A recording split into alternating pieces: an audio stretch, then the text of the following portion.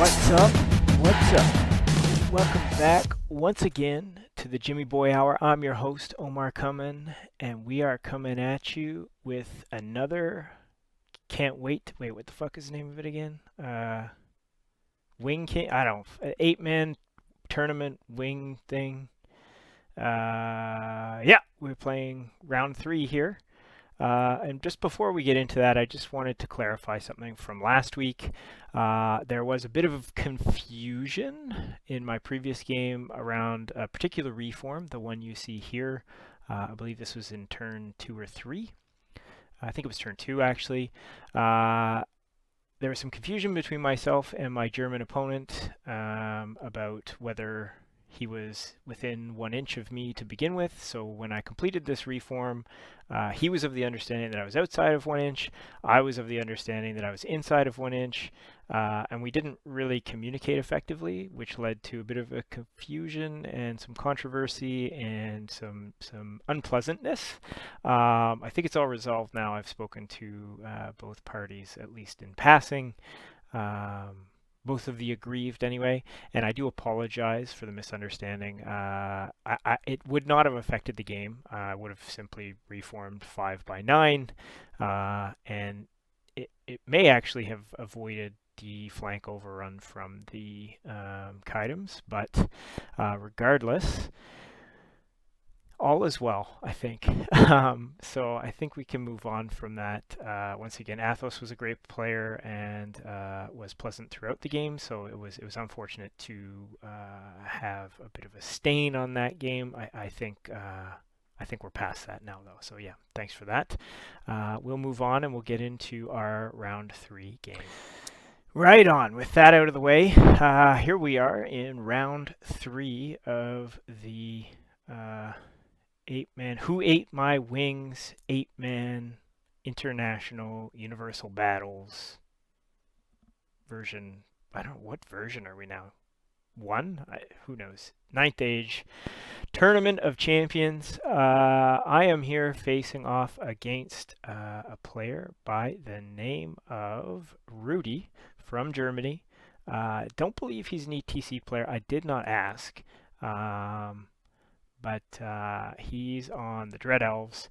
And to run down deployment here really quick, this is post-deployment and scouts. He's got the Shadow Riders. I think there's 8 of them.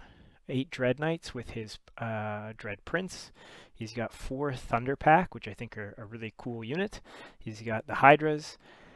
1 Dread Chariot, a Mist Leviathan, 15 auxiliaries with, I think that's his Warlock in that unit. And then he has the BSB, the Dread Cauldron or whatever with some Dread Legionnaires, and then another unit of 15 auxiliaries. My list, Dwarves are in the north. We've got 16 Rangers, 4 units of Warriors all in a row. We've got the Cannon, 2 Grudge Busters, and then the 39 Spear and Shield Warriors with the Thane, Runesmith, and King Throne. We're playing Frontline Clash on map 10 with the secure the target objectives. And my opponent, I'm going to say that my opponent made this game very difficult on himself with his deployment. This is, I think, something maybe less experienced players do a lot. They try to contest all objectives and try to win the objective. He put most of his heavy hitters in the west to face off against me. I did deploy first and deployed all, so he had ample opportunity to counter deploy me. In fact, what I expected him to do was basically just win in the east, so take the eastern objective, and then we just have a shooting and magic game for 6 turns. Instead, he tries to contest me in the west. I place the western objective, he placed the east. There was really 2 possibilities for this game. He was either going to try to fight me face to face, and I think he has some tools that would allow him to do that, like Dread Elves with the Legionnaires and the -1 to hit, and then the Cauldron, and some of the like really big charge pressure he gets from the Thunder Pack and the Hydra. I think he potentially had some tools. It would be very difficult. He'd have to trap me somehow and get into the flanks of the king bus. But yeah, his options were basically fight me, play for one objective and a tie, or I guess do what he did. And unfortunately, well, I don't want to spoil anything too badly. I just feel like games can often be decided one way or the other, at least how they flow in deployment. And this, I think, if you're a new player, is one of those things that you need to watch out for. I think you need to recognize when you have a shot at winning the objective and when you perhaps do not, and how to play around the scenario. And this is just, I think, pretty classic. Like he could definitely take points off me if things went differently doing this, but I don't think he really had an opportunity to push me off of the objective in the west and win it. So he's basically isolated his four kind of biggest tools in this battle, and now my army gets to basically pick him apart half at a time, which is not ideal. So yeah, force concentration really important. I mean, it's particularly if you're a dwarf player, like force concentration is how you're going to win most of your games, by really focusing on one objective, making sure that you secure that. You know, you're at least not going to experience those 6-point swings in the games. And with our mobility, you just can't be everywhere. So this is a lesson I learned a little while ago, and I hope this is something. I hope if anyone watching this can take something away, it's that really you want to focus on what you can win and not try to win everything. So anyway, with Vanguards, I've basically decided that my best play here, given how spread out he is to try to trap him behind this hill. He doesn't really want to take cannon shots. He can't really go anywhere. All of these units are light troops, so he can try to outstep me. And the hill causes a bit of trouble, but between the Grudge Busters, my two Vanguards, I think I have a pretty good shot at trapping him. I also have the 32 crossbows hitting on 3+, so, well, short range 3+, so he's going to take an awful lot of damage every turn it takes for him to get out of there. And to get away, he basically has to either move forward towards my Rangers and two Grudge Busters or towards my King, and neither are a great proposition.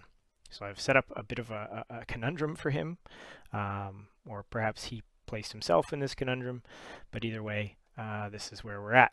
So we're going to move on to Dwarves turn 1. Right, so before we get too deep into that, let's just run down spells really quickly. And this is always a bit of a weakness of mine. So he is on Cosmology. Yes, Cosmology on his Warlock. And he has taken Ice and Fire, which is the 2d6 hits either against the armor save or rerolled special saves. He has taken Perceptions of Strength. He's taken Unity and Divergence, and he's taken the number 6 Snipe spell, Snipe and Heal spell. That's probably one of the better schools, I'd say. Just looking at it again. And then he also has an Alchemy BSB, which has taken, no surprise here, the 2 missile spells. So he's got Silver Spike and Quicksilver Lash. Those are probably the 2 best tools in the game for dealing with Grudge Busters, so really no surprise there that he took those. As far as the range game goes, we want to get into a discussion about the meta or macro game. I have a significant ranged advantage in that I have more shooting, but in the way that I've deployed, my shooting is essentially only good for one flank. So I've again decided to do this sort of force concentration in the west to make sure I win and secure the west, win the central objective, and then I can turn to face anything. If he chooses to come try to fight me some more, try to get some points back, then I can be prepared to do that. So in turn 1, we have pretty eventful turn 1. So we move forward to chaff and continue to apply pressure. So basically limiting his options in terms of movement. I've made it so his Thunder Pack can't move. They're light troops, but they only march 10. Their movement, I think, 6, but they can only march 10. So they can't move to the right. They can move back if they choose, which is an option, but it's not a great one. And then you will notice that there was a unit of Shadow Riders. They had moved forward on their vanguard and then set out in a screen to protect his prince's unit from my small arms shooting. I guess that is sort of smart, except he's facing down 32 strength 4 shots with toughness 3. So it's just an overwhelming amount of shooting. I think I kill them to a man, if I recall correctly. I killed every single one of them with shooting between the 2 Grudge Busters and the Rangers. He passes his panics, and that's essentially it. I don't think the cannon hit anything. Might have killed a... I might have killed a Dread Knight with the cannon. I don't really recall.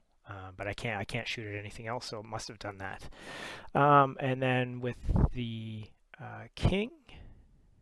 No, sorry, that's it. Just in magic, I got off -1 to hit. So my magic spells, I went through his, but I didn't go through mine. So I've taken Gleaming, so -1 to hit. I've taken 2 instances of -1 to wound, and then I have reroll wounds in this go around. So that's going to be it. We will move on to his turn 1. So the Dread Elves player declares no charges. He moves forward with his Dread Knights, which I think is a mistake. It may have been better to move up behind the Thunder Pack and execute a combo charge that way and protect them from shooting. Although if he does do that, then he potentially exposes himself to a flank charge from the King bus. So I'm not sure that was a great option either. He could have hid behind the hill, but then he's just sort of biding his time. And I would have chaffed him really, really badly in the following turn. So maybe this is his best option at this point. Yeah, so he moves forward. He's now in short range of, I think, all but 3 of my Rangers. So he's within 15. Again, I mean, they're move 7. He probably could have executed a charge reasonably safely outside of 15. So perhaps a bit of a misplay there. In Magic, you see Silver Spike is there, but he didn't get that off. He only got off his ward spell on his Cauldron. He has no real shooting to speak of, at least none that's within any range to do anything, so that's basically where we leave off. At this point, my goal is to try to shoot down another... I think I need to kill another 3 knights. Once I can do that, I can start taking pot shots with the cannon at his prince. So that's my goal for this next turn. Between the 2 Grudge Busters and the Rangers, I'm hoping to try to snipe out his prince and his general. Yeah, so let's move on. So, pretty crazy shit happened here, actually. So, I had 29 Ranger shots hitting on 3s, wounding on 3s. I do something crazy. That's just the short range, and then I had 3 more long range. I did something crazy like 8 or 9 wounds between the 2, which I'm not even sure is quite average, but did 8 wounds between the 2 units of Rangers against his Knights, and he managed to save all but 1, which was a pretty ridiculous looking roll on UB. They're all nice 4-up armor saves. So a little bit out of the ordinary there. But between the 2 Grudge Busters, I did manage to kill enough to force a panic, and he failed a leadership 9 and ran off the table. So that was a bit unfortunate for him, although his unit was completely depleted, and I didn't even get to fire my cannon yet. So he fled off the table before I could shoot at his prince, and it's very possible that I snipe out his prince. In that case, it's a 4-up. I think it was short range. I didn't actually measure it. I didn't have to, but I'm assuming it was a 4-up and then a 2-up, and then I think a 2-up would have killed him. I think he only has 3 wounds. He might have had 4, but doesn't matter. He ran away. Another happy development is that my miners arrived on their first turn. That's always a good sign for me. And other than that, I continue to move forward to apply pressure. So I've got a overrun trap set up for his Thunder Pack. He's got pretty much nowhere to go except backwards, but even if he does go straight backwards, the miners can still front charge the Thunder Pack, and in doing so, I think the miners would fuck them up pretty badly. Be, I think 18 attacks, strength 5, although he'd get his elves first. He might kill one or two, but even so, it's pretty nasty with hatred, and I could probably have gotten reroll to wound and maybe some other magic support. So yeah, good chance that they die either way. So they're basically in a vice. His Hydra still has some options, though. He could also chaff with his Hydra. And other than that, that's a pretty big point swing. So that general and that unit, I think, are worth... Let me see, I calculated that somewhere. The Prince is worth 455, and those Dread Knights are about the same, so 484. So between those two units and then the Shadow Riders and the 200-point bonus, I've jumped ahead pretty far already, and I can basically comfortably take the center objective and sit out the rest of the game for, I think it's like I don't know, that'd be a 12-8 at this point, but yeah, so that's where we're at. Let's jump into his turn 2. So obviously his Thunder Pack, with nowhere else to go, decides to charge the warriors that were directly in front of them, chaffing them. You may have noticed that I got off 2 spells. I actually got 3 spells off that turn. I got -1 to wound, -1 to hit, and the reroll to wound in on those warriors, that 10-man unit of warriors. Turns out that it doesn't end up mattering at all. He kills, I think, all but 2 with his impact hits, and then kills the last 2 with the stomp. So he obliterates that unit and overruns directly into the unit of warriors behind, exposing their flank to the King Bus and their rear to the miners. And then I have 2 also front charges for the Grudge Busters, potentially, should I choose to exercise them. He again tries to cast Silver Spike, it looks like, but I don't think it happened for him. And he just gets the ward off on his own unit. So this is where we close out his turn 2. He's basically running now with the Hydra. And he see this posture he takes in the east with his cauldron. I sort of thought he was going to come around the impassable. So I actually do, I'll show you on the next slide. I think I back up. Yeah, we'll get into that. Okay, so this is the end of turn 2. So he's charged forward and Thunder Pack is trapped. So here we are, end of Dwarven Holds, turn 3. So for charges, I sent the Grudge Buster, the King Bus, and the Miners into the Thunder Pack. Definite overkill. The Miners were on an 8, so they needed a 5, and they needed a 6, actually. They're on a 9. And they ended up rolling a 5, so they failed charge, which stinks. And they exposed their flank, actually, to the Hydra. Now, I sort of thought he might try this opportunity to get a couple more points. But he, of course, would... Well, not of course, but there's a very good chance he loses his Hydra in doing so. So it's kind of a gamble for him. When I failed that charge, I realized that it was probably a bit greedy to have done that. It was completely unnecessary. And I end up exposing a flank. So maybe a small lesson there for me. Magic, I actually don't manage to get any spells off. So we're fighting this combat without any spell support. He may have given me Gleaming on the 10 warriors in front. I think he did, and then he stopped everything else. So it's pretty standard practice there. In combat, obviously, you see no more Thunder Pack. So between the Grudge Buster and the King Bus, managed to dispatch the Thunder Pack. The King, I think, did most of the heavy lifting. I think there was... maybe there's only 4 wounds left when the King finally got to hit at initiative 0. But he again killed all 10 of the warriors.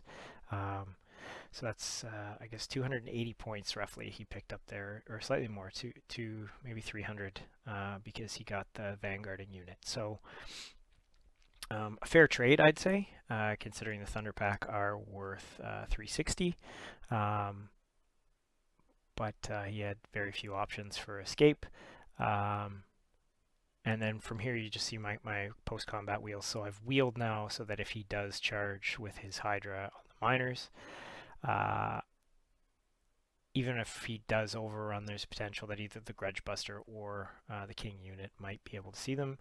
They can also see the Hydra, so it's a front charge for them, should he choose to charge the bus, although there's really no margin in that for him. So at this point, it's pretty clear. I think a teammate of mine said it was 14-6 at this point. I did do the math, and at this point it's 14-6. There's not a whole lot he can do very easily. So at this point, I did offer to end the game, but my teammate, sorry, not my teammate, but my opponent, who was game, even though it was getting pretty late in Germany, we had a 6-hour time difference, chose to forge on. So good on him, and you'll see that it was in his interest to do so.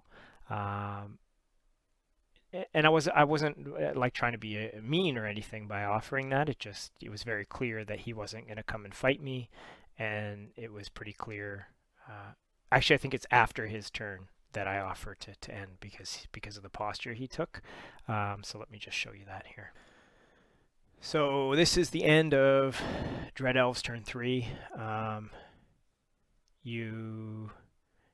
Here's where he starts to come around the impassable with his cauldron.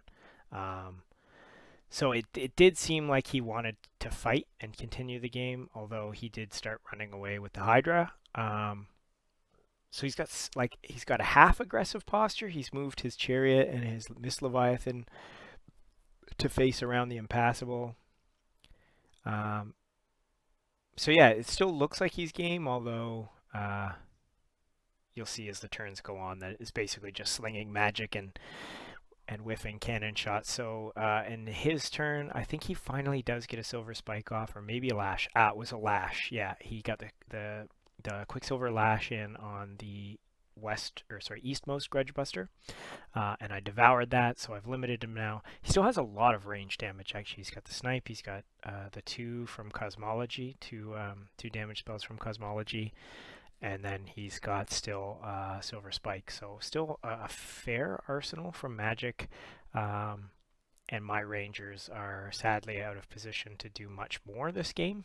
Although I did start marching them in my previous turn. So he's run away with his Hydra. And there's nothing much left to do here on the west flank except start heading towards the center. So that's what we do in our turn. So try to set a couple traps here, thinking that maybe he is coming to play. So I've moved forward with my 2 warrior units to set up sort of a flea trap. Although I think at this point, if he had come forward with his crucible onto the first unit of warriors, I would have almost certainly let him come there. In the south, I swift reform the bus. And I tried to set a little trap here, giving him a flank with the Hydra, with the miners protecting that flank. So if he chose to charge, I would almost certainly be steadfast and maybe get a free Hydra. I don't know why I expected him to fall for that. It's a pretty obvious trap, but I don't know. I was just hoping for something good to happen.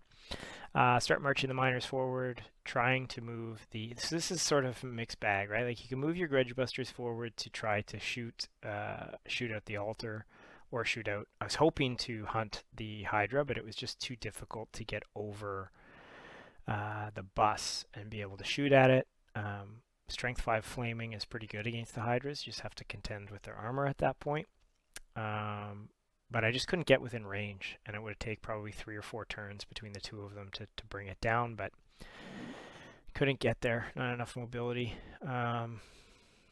Yeah, so again, just taking the center, claiming my objective, nothing's really going to happen from here. I'll run through the next few slides really quickly.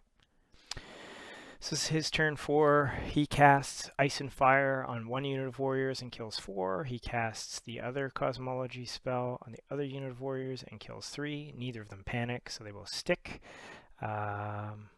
He moves further back with his Hydra, and he backs up with the Cauldron. So he's, any aggression he was showing, he's now pulled it back, and it's pretty clear what's going to happen for the rest of the game. So we're just going to be slinging spells. I'm going to try and snipe his thing with my cannon. He actually rolled like godlike with all of his spell casts. He was rolling 3 or 4 dice. I think he may have even rolled 5 dice for one spell at one point, and almost every time it'd be like 5, 5, 6 or like 5, 6, 4. And I mean, usually with Dwarven against Magic with dwarves, you get 1 or 2. I mean, people are a little bit less anxious to throw a lot of dice, or I guess they have to throw more dice because of Human Mountains, but Human Mountains tend to stop 1 or 2 of those big damage spells. I think maybe only once this game it came into effect. But anytime he rolled a damage spell, he rolled really, really high, so I had to let most of them through. And again, at this point, I'm protecting the big points, which is that Grudge Buster, the Wounded Grudge Buster, which is 315. If he gets another 140 points Warriors, I don't really care. It's not going to swing the game. So that's the end of his turn 4, or is that turn 5? I guess that's turn 4. I see 4 magic cards, so we'll get through these quickly. Yeah, so here I'm still trying to trick him into doing something he doesn't want to do. So I move forward again with my warriors, trying to set up a flea trap. Again, probably not super wise, but I did think that if I could get my 2 Grudge Busters in, I might be able to do enough damage to his Dread Legionnaires to potentially, although they would be steadfast, so probably wasn't a smart thing to even be trying to do. Mainly I was trying to bait him forward, so that I might potentially have a charge in a subsequent turn. This is my turn 5 though, so there's really so few options left. So I knew he was just going to continue to throw spells, so it seemed reasonably safe that he wasn't going to charge me. And I thought maybe with unit of warriors and the 2 Grudge Busters we might be able to do something. But anyway, in Magic I get nothing really of note off. I get a spell off on my bus. I didn't have enough magic spells to protect. I mean, he's not shooting the Grudge Buster, so the only thing he really cares about is -1 to wound on the Grudge Buster. So he pretty much lets everything else go, and just focuses on stopping that, which is wise. That's going to be that. So that's turn 5. I might be missing a slide here, but nothing really changes. This is turn 6, Dwarven Holds. Again, I'm trying to sort of bait him into doing something he doesn't want to do. But even so, I won't have the turns to capitalize. So I turn my leading unit of warriors to the side just to try to get more shots through from the Rangers. They were giving him too much cover. So I do that. I intend to flee with them regardless if he does charge. So that's sort of the plan there. I move the Wounded Grudge Buster backwards, and I move the not wounded Grudge Buster forwards to try to, again, do some damage onto his Cauldron. And look at that, I actually did 1 wound. My cannon, meanwhile, has misfired twice in these sort of closing turns, and except for that second turn, I don't think I've done anything with that cannon. So that's 250 points right there, well spent. Just unlucky. I mean, he has the 5-up ward on the Cauldron, so it's not a given that I would snipe it out, but you would like to think that over 6 turns you might do a handful of wounds onto it. In any case, this is where we end up. So I think I killed 3 spears with the Ranger shooting.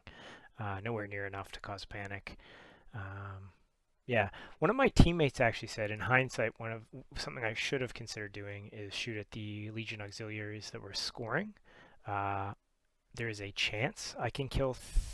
Is that even enough? It's not enough. No, there's no chance. He thought I could potentially panic them off, but even killing 3 wouldn't be enough to cause panic. So that's not worthwhile. Yeah. So this is where Dwarven holds end up, king scoring, nothing really to be done. And then in the final turn, yeah, so you'll see the Grudge Buster's gone. Again, another one of those rounds where he cast a lot of big magic that I couldn't stop. And he got through Ice and Fire, which did 2 wounds. And then with his final spell cast, I think on 4 dice, he got something like a 17 for his Silver Spike. And me with 5 dice couldn't quite match him. So he ends up doing the needful, getting those 315 points. And he ends up turning what would have been, I think, a 14-6 into a 13-7 for him. So well played, yeah, well done. I guess the perseverance pays off. He did also charge my warriors with his chariot, which I didn't fully expect. I didn't think it had vision, but it did in the end, and it did as a result of my flank reform. So that's not so good on me, but hey, what are you gonna do? So they're running, so he gets half their points as well. So yeah, all told, it ends up going from a 14-6 to a 13-7. So for those of you that like to end games early, here's a little lesson to you. You might be able to salvage a victory point for your team, and those points, as we learned last round, can mean a lot. So yeah, so pretty interesting game. Again, I think had my opponent deployed differently, this is a harder matchup, or he could have given me a better game, or given himself a better game, I should say, better chance to win. In the end, I don't think a 13-7 is an outrageous score. I mean, he's still bringing home 7 points to his team, so that's nothing to be too ashamed of. And this objective is one of the more balanced ones, I think, because you need to leave elements of your army behind, and some armies are just way better at it. Like, I think beast herds are one of the best ones at this, and spoils of war.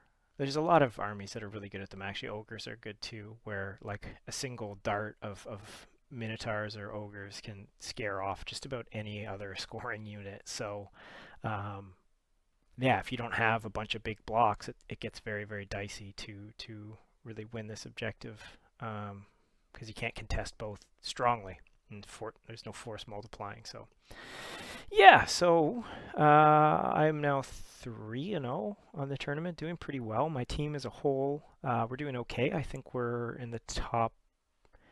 There's 24 teams in the tournament. I think we're in the top 10 or just outside of it, if not. We had a bit of a rough round in our previous round. I think I mentioned it at the top. That pairing was tough. We ended up with 4 big wins. They ended up with 4 big wins, and just edged us out, I think, by 5 or 6 points.